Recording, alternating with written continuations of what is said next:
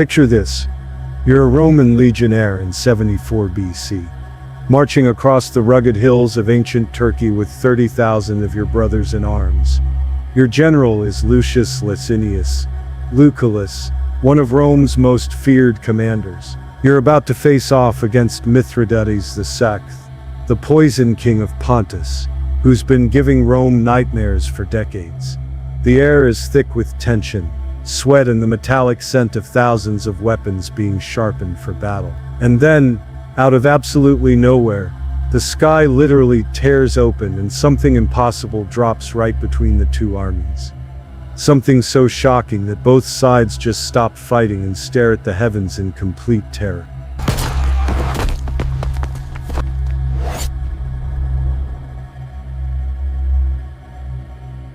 This isn't some Hollywood blockbuster or ancient mythology. This actually happened, and we know about it because one of history's most respected historians, Plutarch, documented the entire thing. We're talking about what might be the most credible ancient UFO encounter ever recorded, witnessed by tens of thousands of soldiers and two of the ancient world's most powerful leaders. Let me take you back to 74 BC and show you how an extraterrestrial intervention might have changed the course of Roman history forever. To understand just how insane this story is, you've got to know who these guys were. Lucius Licinius. Lucullus wasn't just any Roman general. This dude was basically the ancient equivalent of a Navy SEAL commander, crossed with a billionaire CEO. He came from old Roman money, had connections that reached all the way to the top of the Senate, and had never lost a major battle. Lucius was the kind of guy who threw dinner parties that cost more than most people made in a lifetime, but could also lead 30,000 men through hostile territory without breaking a sweat. Lucullus had been handpicked for this campaign because Rome was facing its most dangerous enemy since Hannibal crossed the Alps.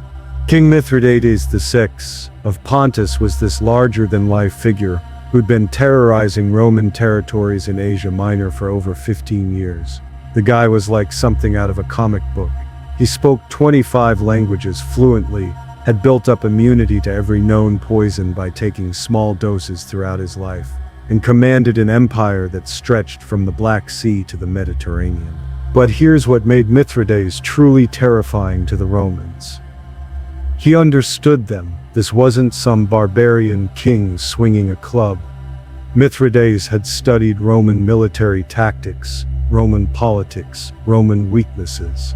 He'd already fought 2 wars against Rome, and had come out ahead in both of them. The first war alone had cost Rome over 80,000 lives, when Mithridates orchestrated a coordinated massacre of Roman citizens across Asia Minor in a single day. They called it the Asiatic Vespers, and it was basically ancient ethnic cleansing on a massive scale. So when King Nicomedes V of Bithynia died in 75 BC, and left his kingdom to Rome in his will, Mithridates saw this as the final insult.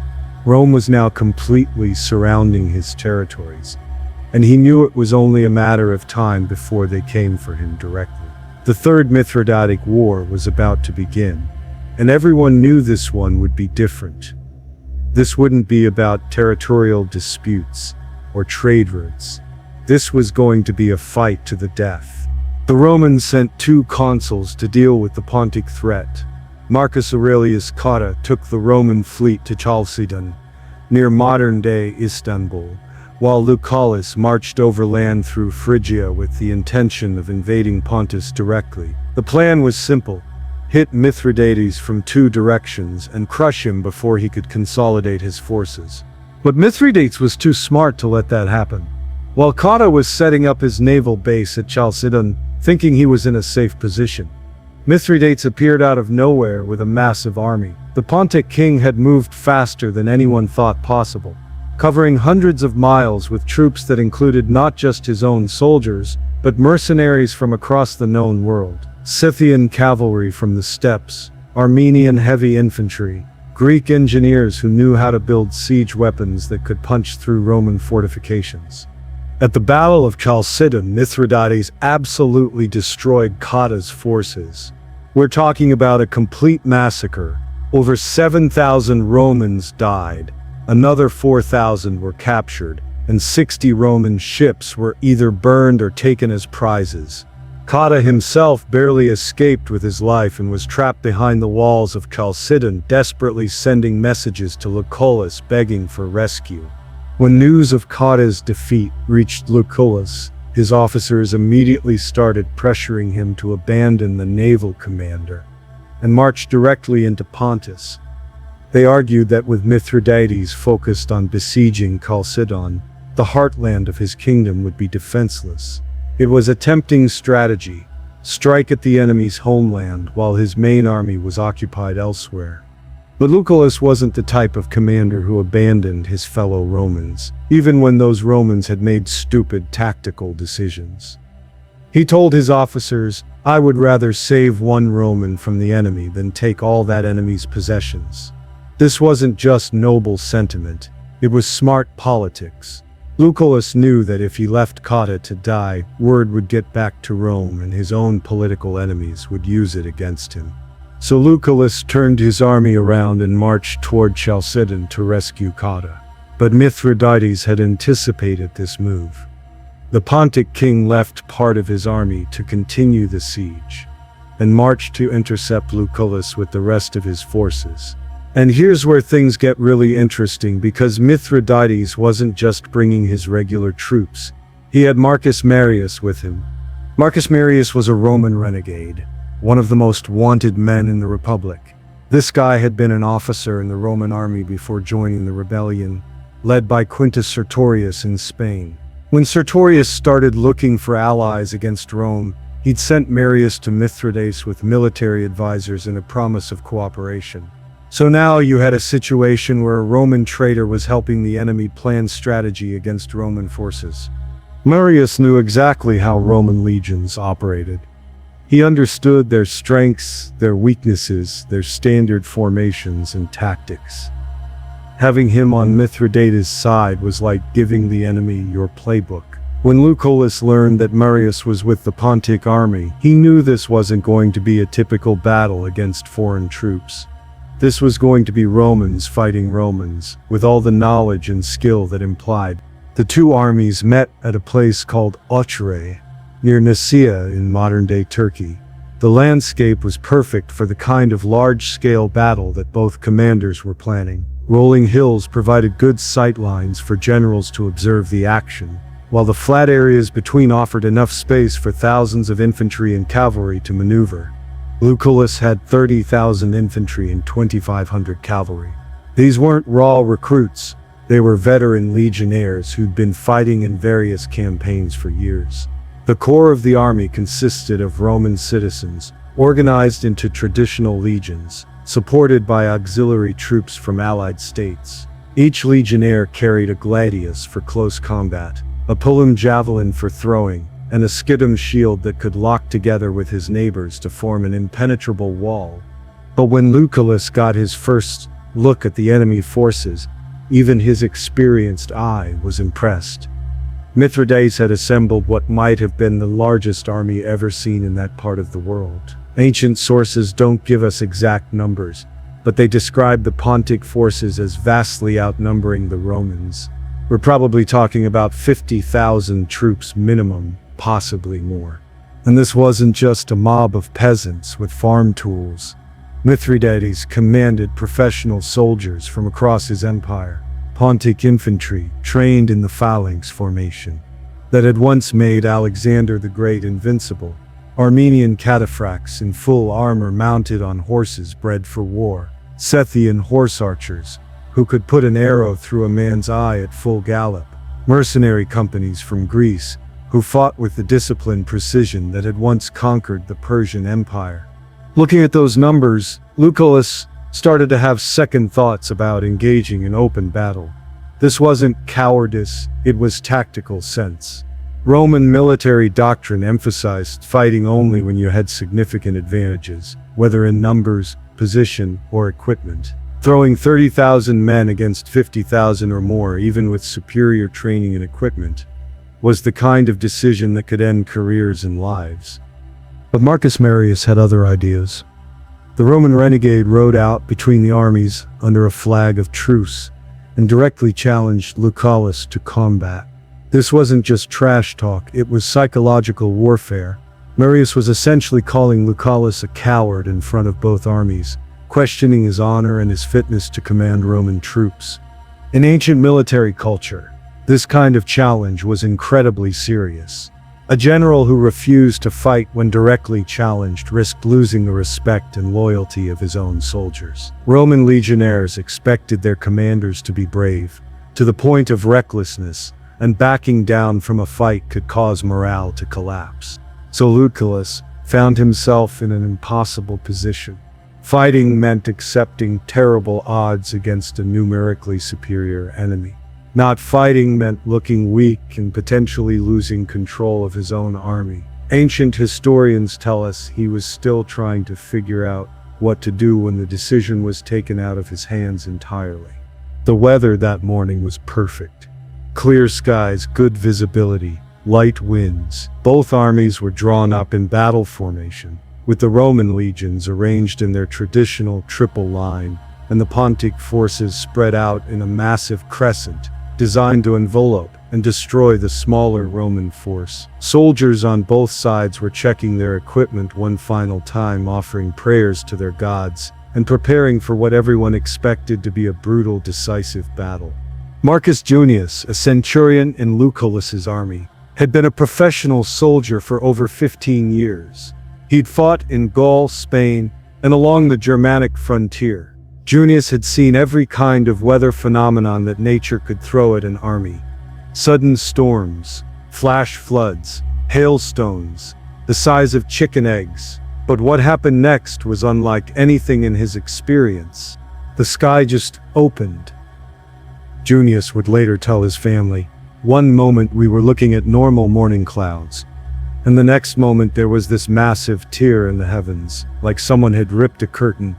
What came through that tear was something that defied every expectation of what belonged in the natural world." Plutarch described it as a huge, flame-like body that fell between the two armies. But this wasn't falling like a stone drops or like rain comes down. Whatever this thing was, it had control over its descent. The object was enormous, easily visible to soldiers on both sides of what must have been at least a mile of separation between the armies. Ancient sources say it was shaped like a wine jar, which in Greek was called a pithos. These weren't small containers, we're talking about massive ceramic vessels that stood as tall as a man and were used to store grain, oil, or wine in bulk. But the most striking thing about this object wasn't its size or shape, it was the color. Plutarch specifically describes it as being like molten silver. Think about that for a moment. In 74 BC, these soldiers had never seen electric lights, never seen anything brighter than a torch or a campfire after dark. The sun and moon were the brightest objects in their experience, and suddenly, they're looking at something that glows like liquid metal heated in a forge. The object didn't just appear and disappear. It hung in the air between the armies long enough for thousands of people to get a good look at it. Long enough for soldiers to point and shout to their comrades. Long enough for generals on both sides to try to figure out what they were seeing and what it meant for the upcoming battle. Gaius Flavius was a Roman military engineer, one of the specialists responsible for building siege engines and field fortifications. His job required him to understand how things moved, how weight and leverage worked, how to calculate trajectories for catapult shots. When he saw the object in the sky, his engineer's mind immediately started trying to explain it. It couldn't be a meteor, Flavius would write to his brother back in Rome. Meteors fall fast and straight, and they're dark when they hit the ground. This thing was bright as a mirror, and it moved like it was being controlled by some intelligence. On the Pontic side, King Mithridates himself was trying to make sense of what he was seeing. As someone who claimed descent from Persian royalty and Alexander the Great, Mithridates was familiar with all the portents and omens that were supposed to appear before important events. Persian and Greek traditions were full of stories about divine interventions in human affairs. But this didn't match any of the traditional signs. When the gods intervened in Greek mythology, they usually appeared in human or animal form. Persian fire worship included celestial phenomena, but nothing like a controlled object that positioned itself with apparent purpose. Mithridates had never seen anything like this, and neither had any of his advisors. Marcus Marius, the Roman renegade, found himself in the strange position of being the only person present who might have some official responsibility for making a decision. As the person who had challenged Lucullus to battle, he was essentially the one who'd initiated the day's events. But now those events had taken a turn that no military manual covered. "Do we attack?" one of his subordinates asked. "Do we retreat? What does this mean?" Marius had no idea. Roman military doctrine covered omens and portents, but they were usually things like the flight patterns of birds or the behavior of sacred chickens. A glowing object the size of a building hanging in mid-air wasn't in any of the standard texts. The object remained visible for what ancient sources describe as a considerable time, not seconds or minutes, but long enough for the initial shock to wear off, and for soldiers on both sides to start really studying what they were seeing, long enough for officers to consult with each other and try to decide what this meant for the battle. And then, just as suddenly as it had appeared, the object was gone, but its impact on the two armies was immediate and dramatic. Without any orders from their commanders, soldiers on both sides began backing away from each other. The careful battle formations that had taken hours to arrange started dissolving as men looked for their friends and tried to make sense of what they'd witnessed. Lucullus found himself facing a completely unprecedented situation. He'd been trained to handle every kind of battlefield problem. Enemy flanking maneuvers, cavalry charges, supply problems, weather delays, but mysterious glowing object appears during pre-battle standoff. Wasn't covered in Roman military protocol. His first instinct was to maintain discipline and keep his troops organized. But he could see that normal command authority wasn't going to work in this situation. His soldiers weren't panicking exactly, but they were clearly shaken by what they'd seen. These were hardened veterans who'd faced Germanic tribes, Gallic warriors, and Spanish rebels without flinching, but a phenomenon that defied explanation was different from any human enemy. "Centurions, maintain formation," Lucullus ordered, but his voice didn't carry the usual confidence that made men eager to follow his orders. He was just as confused as everyone else, and veteran soldiers could always tell when their commanders were improvising. Marcus Junius, the centurion we met earlier, was trying to keep his century organized while dealing with his own confusion about what he'd witnessed. Soldiers were asking him questions he couldn't answer. "What was that thing, sir? Was it a message from the gods? Are we still gonna fight today?" "I don't know," Junius finally admitted to his men. "But whatever it was, we all saw it. Every man in both armies saw the same thing. That means it wasn't a trick or an illusion. It was real." On the Pontic side, King Mithridates was dealing with similar problems. His army was even more diverse than the Roman force, with soldiers from dozens of different cultures and religious traditions.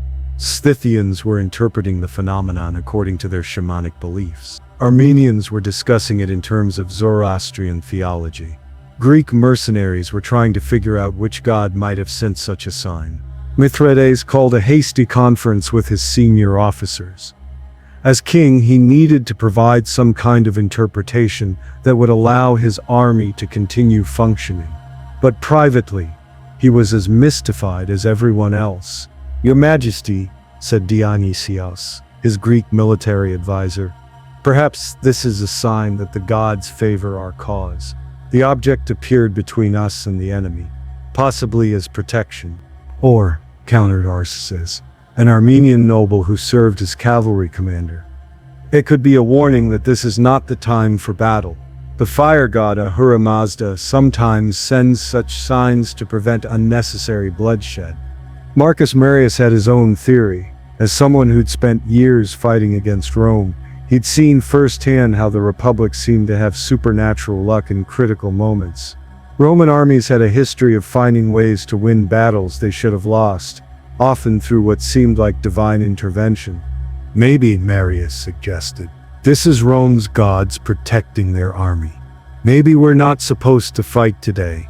The debate could have continued for hours, but practical considerations were starting to take precedence.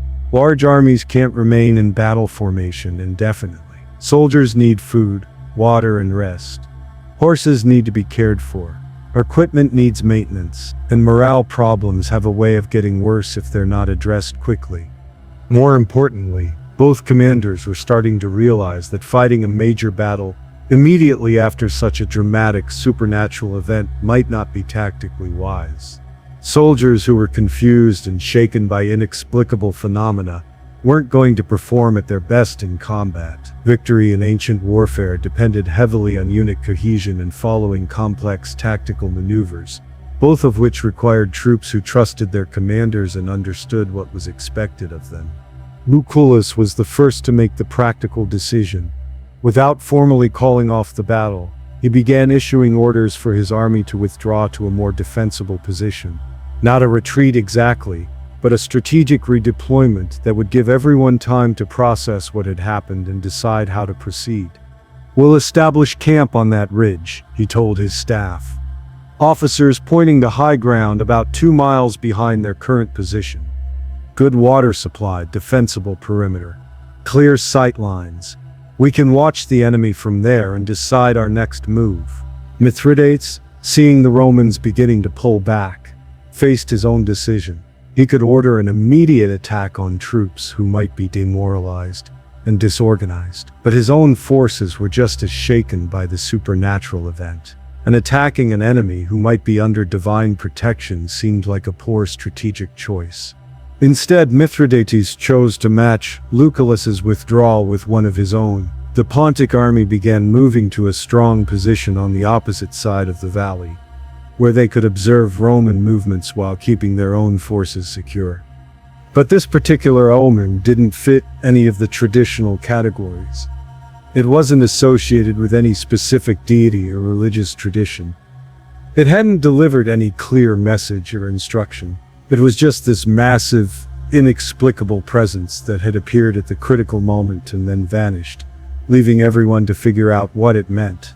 Titus Maximus was a Roman military scribe whose job was to maintain official records of the campaign.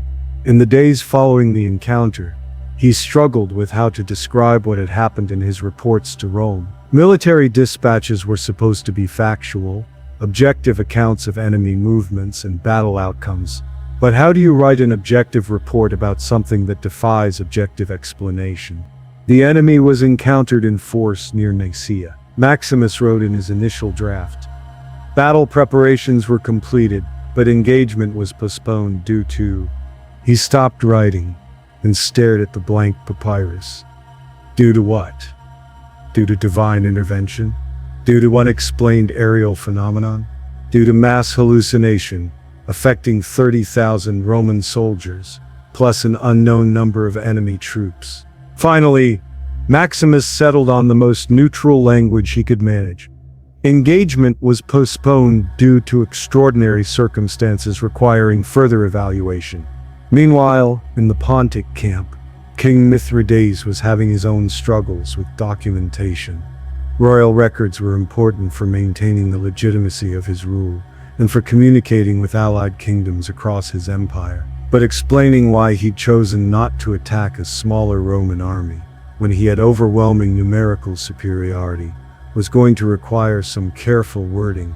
Mithridates decided to frame the event in terms that would be familiar to his multicultural subjects.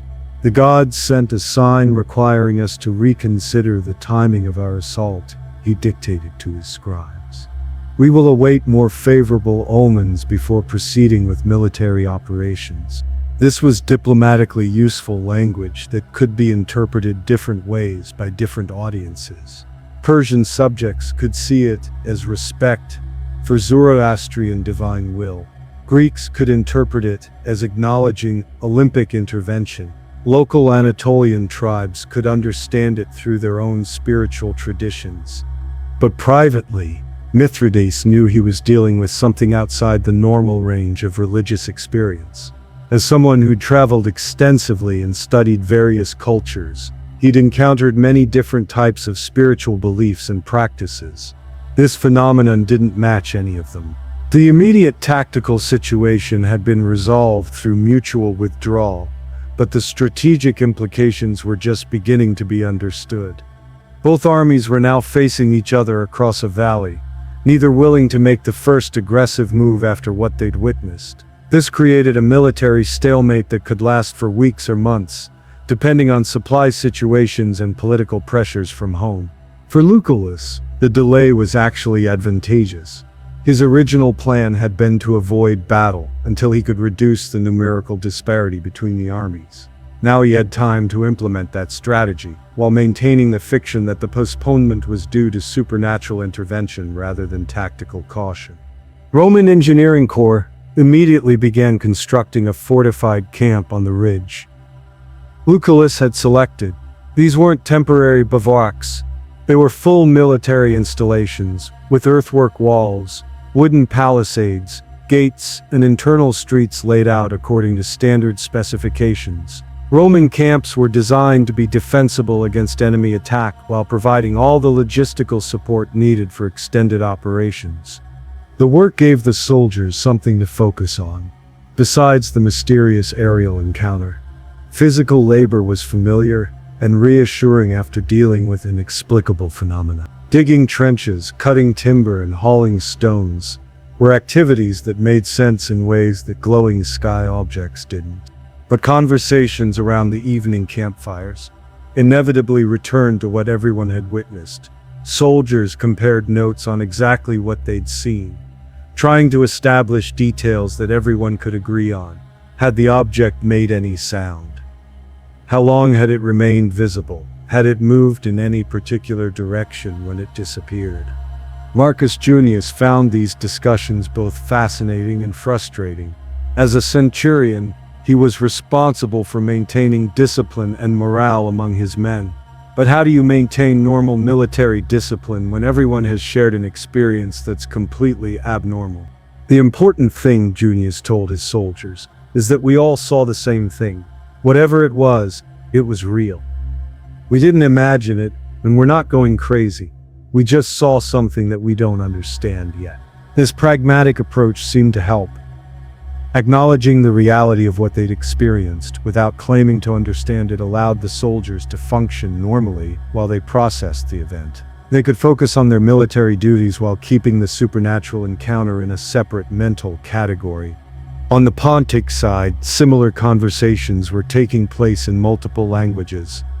Mithridates' army included soldiers from across the known world, each bringing their own cultural framework for understanding supernatural events. This diversity of perspectives actually proved helpful, because no single explanation dominated the discussions. Scythian shamans talked about sky spirits that sometimes appeared to warriors before important battles. Armenian fire priests discussed manifestations of divine light that marked significant moments in history. Greek philosophers debated whether the phenomenon might be a natural event that just hadn't been properly categorized yet. The variety of interpretations prevented any single theory from taking hold and creating panic or overconfidence. Instead, soldiers could choose the explanation that made the most sense within their own belief system, while continuing to function as members of a disciplined army. But Mithridates was dealing with larger strategic questions that went beyond managing immediate morale issues. The king had been planning this campaign for months, coordinating with allies across the region and positioning supplies for an extended war against Rome. The supernatural encounter had disrupted those plans in ways that would have cascading effects throughout his kingdom. Messages had already been sent to Tigranes of Armenia, to the Cilician pirates, to rebel leaders in Spain, and to other potential allies, announcing that the decisive battle against Lucullus was imminent. Now Mithridates needed to explain why that battle hadn't happened, and why his overwhelming numerical advantage hadn't been used to crush the Roman army. The political implications were serious. Mithridates' authority as king depended partly on his reputation as a successful military commander. His previous victories against Rome had established him as the champion of all peoples oppressed by Roman expansion. If word spread that he'd refused to fight a smaller enemy force, his credibility with potential allies could be severely damaged. At the same time, Mithridates was genuinely unsure about the meaning of what he'd witnessed. As someone who'd spent decades studying Roman military capabilities, he knew that Rome had a disturbing tendency to find ways to win battles they should have lost. Roman history was full of stories about divine intervention saving Roman armies at critical moments. What if the object that had appeared between the armies was indeed some kind of Roman supernatural protection? What if attacking immediately after such a manifestation would have resulted in disaster for the Pontic forces? Mithridates had survived this long by being careful about when and where he chose to fight. Rushing into battle after an inexplicable omen seemed like poor strategic judgment. These considerations led Mithridates to a decision that would have long-term consequences for the entire war. Instead of pressing for immediate battle, he chose to use the standoff period to consolidate his political and military advantages while gathering more information about Roman intentions and capabilities. Orders went out to Pontic agents throughout the region to increase intelligence gathering about Roman supply lines, reinforcement schedules, and communication with other Roman armies in the area. If this war was going to continue for months rather than being decided in a single battle, Mithridates wanted every possible advantage. Meanwhile, diplomatic messages were dispatched to allied kingdoms, explaining that military operations against Rome were proceeding according to plan, but that tactical considerations required temporary delays in major engagements. This was true enough to avoid looking like weakness while giving Mithridates flexibility to adapt his strategy as circumstances developed. The supernatural encounter had effectively transformed what both sides had expected to be a quick, decisive battle into an extended strategic competition. This shift actually favored Mithridates in some ways, since his larger army could potentially outlast the Romans in a war of attrition, but it also gave Rome time to bring additional forces to the theater, which could eventually neutralize the Pontic numerical advantage. For individual soldiers in both armies, the days following the encounter were a time of adjustment to a new reality. They'd all witnessed something that challenged their understanding of the natural world, and they needed to figure out how to continue functioning as military units while processing that experience. Roman military training emphasized discipline, rationality, and adherence to established procedures. These soldiers were used to dealing with complex tactical situations by following proven protocols and trusting in their commander's expertise. But no protocol covered supernatural aerial phenomena, and their commanders were just as confused as everyone else. The solution that gradually emerged was to treat the encounter as a unique event that didn't necessarily change anything else about their military duties.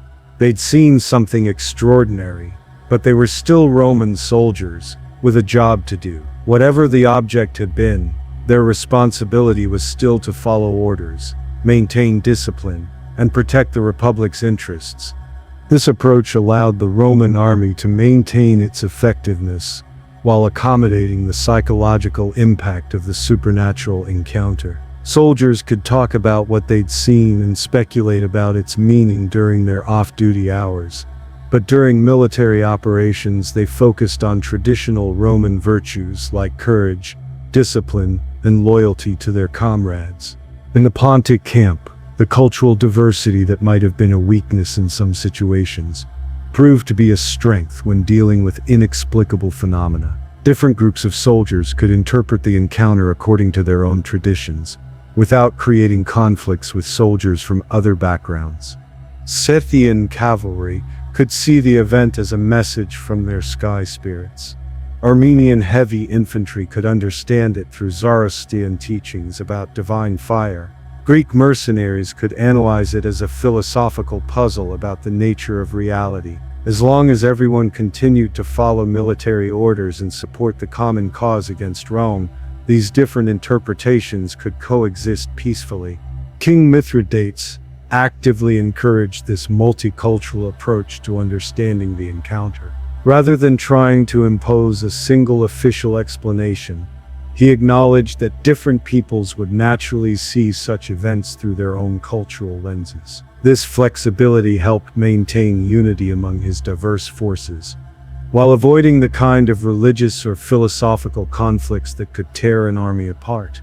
But as days turned into weeks, both commanders faced increasing pressure to make some kind of decisive military move. Large armies were expensive to maintain, and political leaders in both Rome and Pontus were expecting results from their investment in this campaign. For Lucullus, the pressure came mainly from his own officers and from messages arriving from Rome. The Senate wanted to know why he hadn't engaged an enemy army that reportedly outnumbered him. Roman military tradition emphasized aggressive action and decisive victories, not cautious maneuvering and extended standoffs. Lucullus found himself in the awkward position of trying to explain tactical decisions that were influenced by supernatural considerations to political leaders who weren't there and hadn't witnessed the event. His dispatches to Rome emphasized the prudent military reasons for avoiding immediate battle against superior numbers, while downplaying the role of the aerial phenomenon in his decision-making. But privately, Lucullus was still trying to understand what he'd witnessed and what it might mean for his campaign. As a member of Rome's educated elite, he was familiar with Greek and Roman literature about divine intervention in human affairs. The Iliad was full of stories about gods appearing on battlefields to influence the outcome of fights. Roman history included numerous accounts of supernatural events that had supposedly determined the results of important military campaigns. Yet, those literary and historical precedents didn't provide much guidance for dealing with a real supernatural encounter. The gods in Homer's epic poems were clearly identifiable figures, like Athena or Apollo, who appeared in recognizable forms and delivered specific messages. The aerial phenomena at Artraea had been massive, bright, and obviously intelligent, but it hadn't communicated anything that human beings could understand. This lack of clear meaning made the encounter both more mysterious and more unsettling than traditional divine interventions. If Jupiter or Mars had appeared to announce support for one side or the other, everyone would have known how to interpret that information. But a silent, incomprehensible manifestation left both armies guessing about its significance.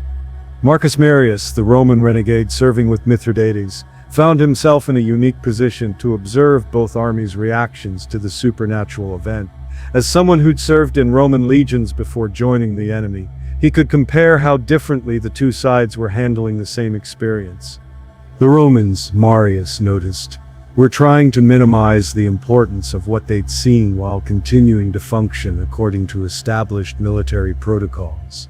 They'd acknowledged that something unusual had happened, but they didn't want it to interfere with normal operational procedures. This was typically Roman, practical, disciplined, focused on maintaining institutional effectiveness. The Punic forces, by contrast, were engaging much more actively with the mystery of what they'd witnessed. Soldiers from different cultures were sharing their interpretations and theories, creating a rich dialogue about the possible meanings of the encounter. This was equally typical of Mithridates' multicultural kingdom, where diversity of perspective was seen as a source of strength rather than potential confusion. Neither approach was necessarily better than the other, but they reflected fundamental differences between Roman and Eastern Mediterranean approaches to dealing with unusual experiences. Romans preferred to establish official interpretations that everyone could follow, while Eastern kingdoms were more comfortable with multiple coexisting explanations for the same event. These cultural differences became important as the strategic standoff continued. Roman soldiers were becoming restless because they weren't getting clear direction about what the encounter meant for their mission. Pontic soldiers were more patient, because they were being allowed to process the experience according to their own understanding. But patience has its limits, especially in military situations where lives and political reputations are at stake. After 3 weeks of watching each other across the valley, both commanders were facing serious pressure to take some kind of action that would justify the enormous expense of maintaining large armies in the field. The pressure on Lucullus was particularly intense because Roman political culture expected generals to achieve quick, decisive victories that could be celebrated with triumphs and used to advance their careers. Extended campaigns that produced ambiguous results were political liabilities regardless of their military effectiveness. Messages from Rome were becoming increasingly demanding. The Senate wanted to know when Lucullus expected to engage the enemy, and what timeline he could provide for completing the campaign. Private letters from political allies warned that his enemies in the capital were already suggesting that a more aggressive commander should be sent to replace him. These political pressures might have forced Lucullus into a premature battle, if not for an unexpected development that changed the entire strategic situation. Marcus Aurelius Cotta, who'd been trapped in Chalcedon since his devastating defeat, managed to break out of the siege and rejoin the main Roman force. Cotta's arrival brought fresh intelligence about Mithridates' army composition and supplies situation. But more importantly, it doubled the size of Lucullus's force. With Cotta's surviving troops integrated into his command, Lucullus now had nearly 50,000 men under arms. The numerical disadvantage that had made him reluctant to fight was suddenly much less significant. But Cotta also brought disturbing news about what had been happening throughout Asia Minor. While the two main armies faced off at Etruria, Mithridates' agents had been spreading word of the supernatural encounter, but they were spinning it as evidence of divine support for the Pontic cause. Cities that had been neutral or pro-Roman were starting to waver in their loyalties. They're saying the gods sent a fire chariot to protect Mithridates from Roman aggression. Cotta reported to Lucullus during their first strategy meeting. Every day we delay gives that story more time to spread. We're losing the propaganda war, while we sit here trying to figure out what we saw. This was a crucial insight. In the ancient world, supernatural events weren't just personal experiences. They were political weapons. The side that could successfully claim divine favor had enormous advantages in recruiting allies, maintaining morale, and legitimizing their cause. By allowing Mithridates to control the narrative about the aerial phenomenon, Lucullus was inadvertently handing the enemy a strategic victory. The Roman commander found himself facing a classic military dilemma. His tactical instincts told him to continue avoiding battle until he had overwhelming advantages. But strategic considerations were pushing him toward immediate action before the political situation deteriorated further. While Lucullus wrestled with this decision, an interesting development was taking place in the Pontic camp. King Mithridates was receiving reports from his intelligence network about Roman activities throughout the region, and the picture wasn't entirely encouraging from his perspective.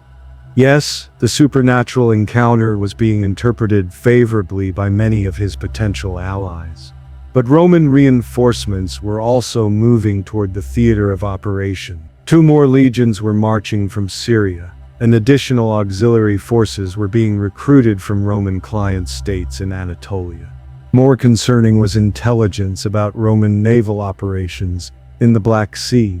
While everyone's attention had been focused on the land armies facing each other at Etruria, Roman ships had been systematically attacking Pontic supply lines and coastal installations. The supernatural encounter might have prevented one battle, but it hadn't stopped the broader Roman war machine from grinding forward. Mithridates realized that he'd been thinking about the encounter too much in isolation from the larger strategic picture. Whatever the glowing object had been, its appearance didn't change the fundamental military and political realities of his situation. Rome was still Rome, aggressive, persistent, and willing to commit enormous resources to defeating threats to their expansion. The Pontic king began planning a new approach. that would take advantage of his numerical superiority.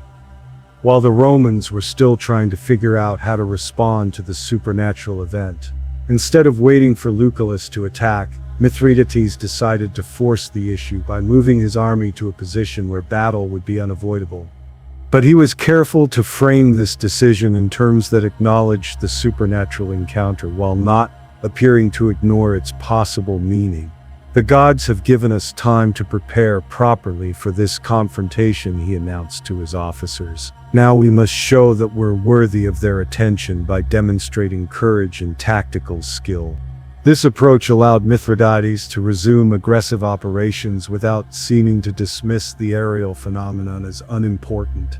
His soldiers could believe that the supernatural encounter had been a divine blessing that was now inspiring them to greater efforts, rather than a mysterious event that had paralyzed their leadership with indecision. The renewed Pontic advance caught Lucullus in the middle of his own strategic deliberations. Roman scouts reported massive enemy movements toward positions that would threaten the main supply route back to Roman-controlled territory. If Mithridates succeeded in cutting that route, the Roman army would be trapped deep in hostile territory with no reliable way to receive reinforcements or supplies. As the Roman legions broke camp and began their march toward the new battlefield, individual soldiers found themselves dealing with complex emotions about what lay ahead. They'd spent weeks thinking about the mysterious aerial phenomenon and what it might mean for their fate. Now they were about to discover whether supernatural protection, if that's what they'd witnessed, would extend to actual combat. Marcus Junius, our centurion, gathered his men around him before the march began. "Whatever we saw 3 weeks ago," he told them. "We're still Roman soldiers. We've got our training, our discipline, our brothers standing next to us. That's what's gonna matter when the fighting starts." But privately, Junius was wondering the same things his soldiers were thinking. Had the glowing object been a sign of divine protection for Roman forces, a warning about the dangers of this campaign, or just some natural phenomenon that happened to occur at a dramatically appropriate moment? The march toward the new battlefield took 2 days through mountainous terrain that offered numerous opportunities for ambushes and tactical surprises. Both armies were moving through the same general area, but neither commander wanted to risk a meeting engagement in terrain that might favor the enemy. Lucullus chose a route that kept his forces on the high ground, while maintaining access to water sources and avoiding the narrow valleys where Pontic cavalry could be most effective. Mithridates selected a parallel path that would allow him to reach the strategic objective first while keeping his larger army concentrated enough to respond quickly to Roman movements. The two forces finally came within sight of each other on a broad plain near the town of Tigranocerta, where the terrain was suitable for the kind of large-scale battle that both sides had been preparing for. Unlike the previous encounter at Autorea, this time there was no opportunity for extended maneuvering or psychological standoffs. The strategic situation demanded immediate action, but as the armies deployed for battle, veterans on both sides couldn't help remembering what had happened the last time these forces had faced each other. Would this supernatural phenomenon repeat itself? Had the 3-week delay somehow changed the cosmic significance of the confrontation? Were the gods still paying attention to this particular conflict? These questions became more urgent as the deployment proceeded without any unusual atmospheric events. The sky remained normal, blue, clear, with ordinary clouds drifting overhead. Whatever had caused the aerial phenomenon at Utrea was either absent or choosing not to manifest itself again. The lack of supernatural intervention this time was almost as mysterious as the original encounter. If the glowing object had been divine protection for one side or the other, why wasn't it appearing again when it was even more needed? If it had been a warning against battle, why wasn't it renewing that warning when the armies were actually preparing to fight? Soldiers on both sides found themselves watching the sky as much as they watched enemy formations. Every distant bird became a potential supernatural visitor. Every cloud shadow was examined for signs of otherworldly significance. The anticipation of possible divine intervention was almost as disruptive as the intervention itself had been.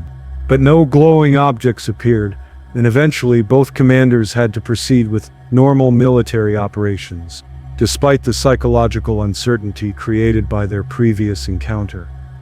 Battle lines were drawn, final preparations were completed, and the signal for attack was given. The Battle of Terrorized turned out to be everything that the supernatural encounter at Terrorized had prevented. Brutal, decisive, and costly. For both sides, Roman discipline and tactical superiority eventually prevailed over Pontic numbers, but only after hours of close quarters fighting that left thousands dead and wounded. Lucullus achieved the victory he needed to justify his campaign to political leaders in Rome. Mithridates was forced to retreat deeper into his own territory.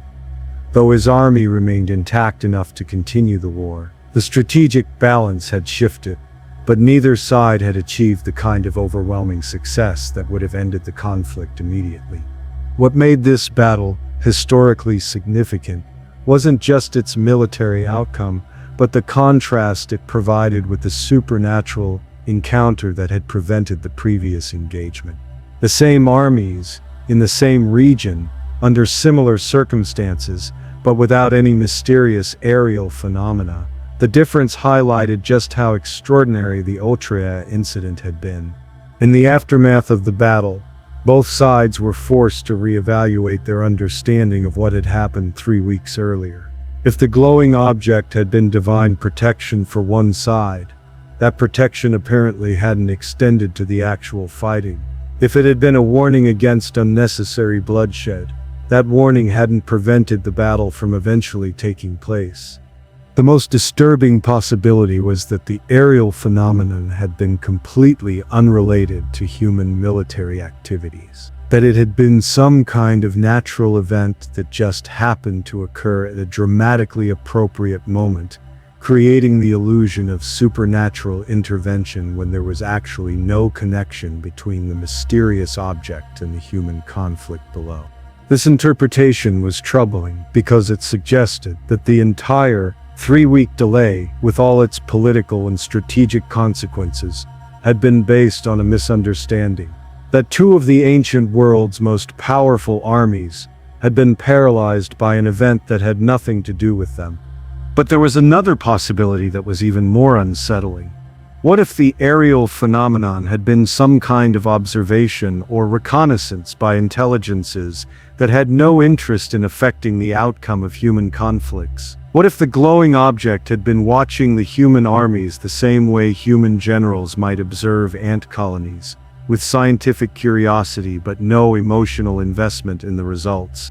This idea wouldn't fully develop until modern times, but ancient observers were sophisticated enough to consider the possibility that the universe contained intelligences beyond human understanding. The concept wasn't necessarily threatening, but it was humbling in ways that challenged traditional ideas about humanity's place in the cosmic order. For individual soldiers who'd witnessed both the supernatural encounter and the subsequent battle, the experience raised profound questions about the relationship between divine will and human agency. Had they been granted a glimpse of cosmic mysteries that were normally hidden from mortal understanding? Or had they simply seen something unusual that their minds had interpreted in supernatural terms because they lacked better explanations? Marcus Junius survived the Battle of Terrorized and continued serving in Lucullus's army for 2 more years before returning to Rome. In his letters home, he struggled to describe both the mysterious aerial encounter and its apparent lack of connection to later events. "We all saw it," he wrote to his wife. 30,000 Romans and maybe 50,000 enemies, all looking at the same impossible thing in the sky. But I still don't know what it meant, or if it meant anything at all. Maybe some mysteries are too big for human minds to understand. This humble acknowledgement of human limitations in the face of inexplicable phenomena was probably the wisest response to the Terrorized encounter.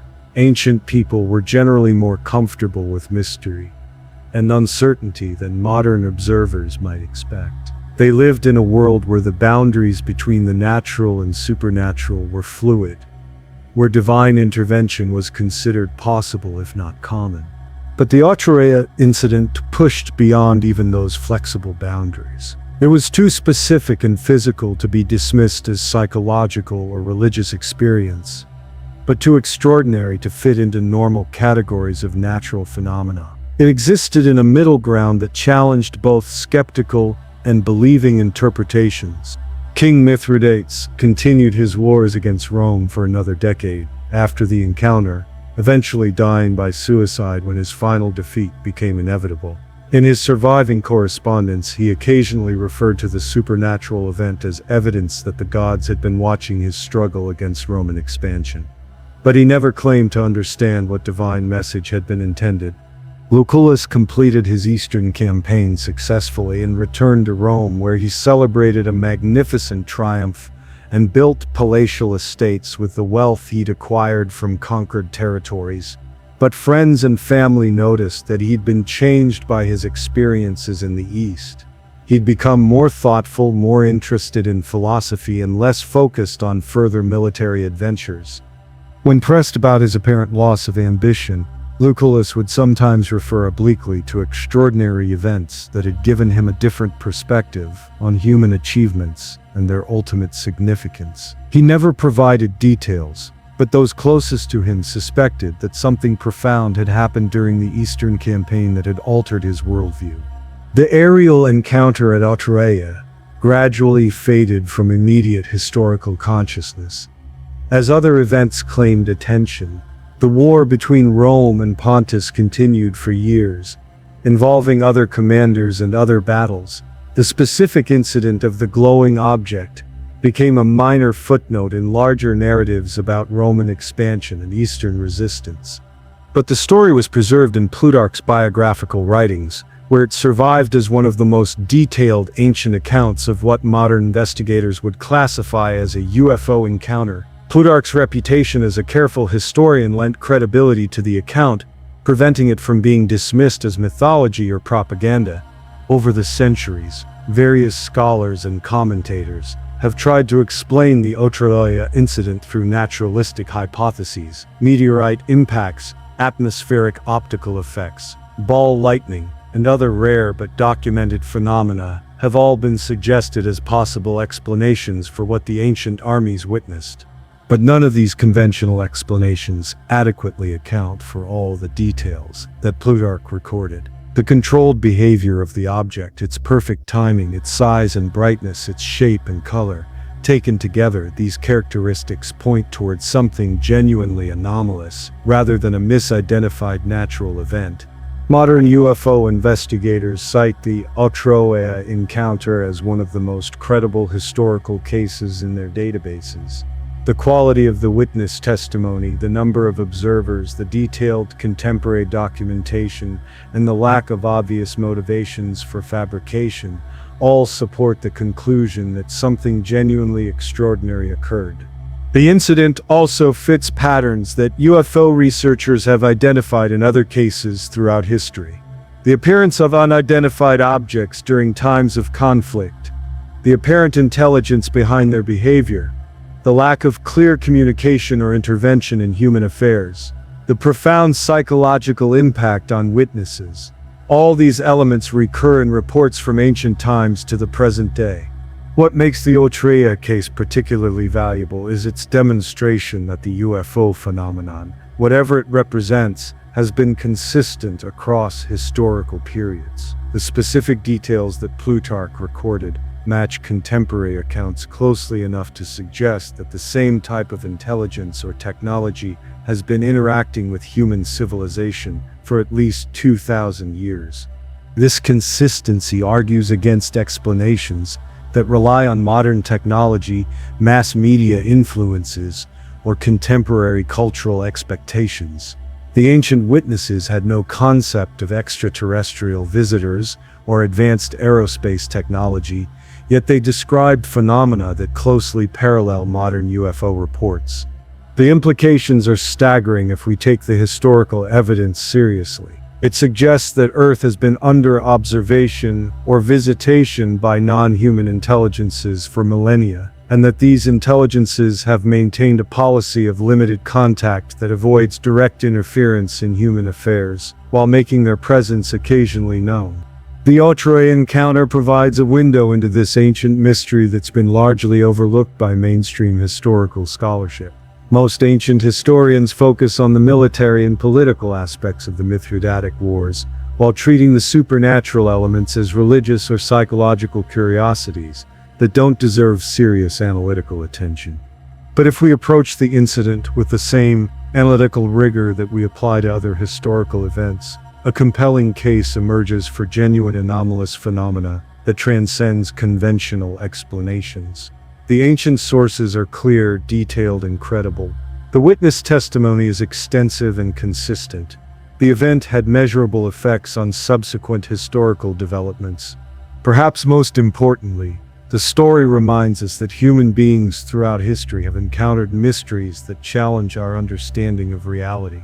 The Roman soldiers and Punic warriors who witnessed the glowing object at Otra were dealing with the same fundamental questions about our place in the universe that continue to perplex us today.